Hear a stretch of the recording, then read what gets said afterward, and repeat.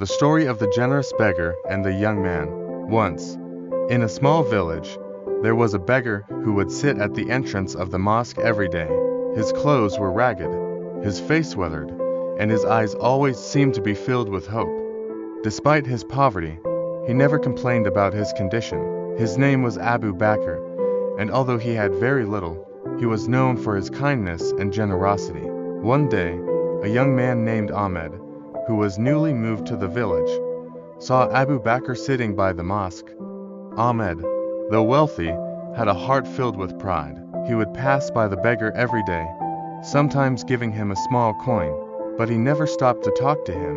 One afternoon, as he walked by, Abu Bakr called out to him. "Young man," Abu Bakr said, "would you like to hear a story?"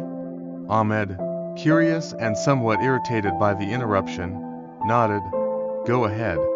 What is it?" Abu Bakr smiled and began. "Once, there was a man, much like you, who was very wealthy. He had all that a person could desire: lands, treasures, servants, but he was always greedy. One day, he encountered a beggar just like me, and the beggar asked him for help. The wealthy man, full of arrogance, gave the beggar a single coin, and then he turned away without another thought. The beggar, seeing the man's pride, prayed for him, 'O Allah, turn this man's wealth into something that will bring him humility.'" Ahmed was surprised, but Abu Bakr continued. Years passed, and the wealthy man lost everything: his lands, his treasures, and his pride. He found himself in a situation just like mine, and when he sat on the street, begging, he realized the pain he had caused others. But Allah, in His mercy, guided him. He remembered the beggar's prayer and vowed never to let arrogance rule his heart again. Ahmed listened intently, feeling a shift in his heart.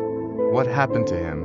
he asked. Abu Bakr smiled. "The man repented, and Allah forgave him. He learned that true wealth is not in gold and silver, but in kindness, humility, and faith.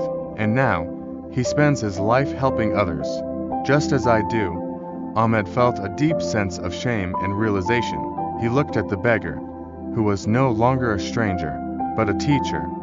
"I think I understand," Ahmed said quietly. "Thank you for your story." From that day on, Ahmed became known in the village not just for his wealth, but for his generosity and humility. And every day, as he passed Abu Bakr on his way to the mosque, he would stop, offer a kind word, and share whatever he had, no longer walking past with arrogance, but with a heart full of gratitude. The lesson was clear: true wealth is not measured by what you have, but by what you give. Moral: generosity and humility are greater than riches, and the heart that gives is the one that is truly wealthy.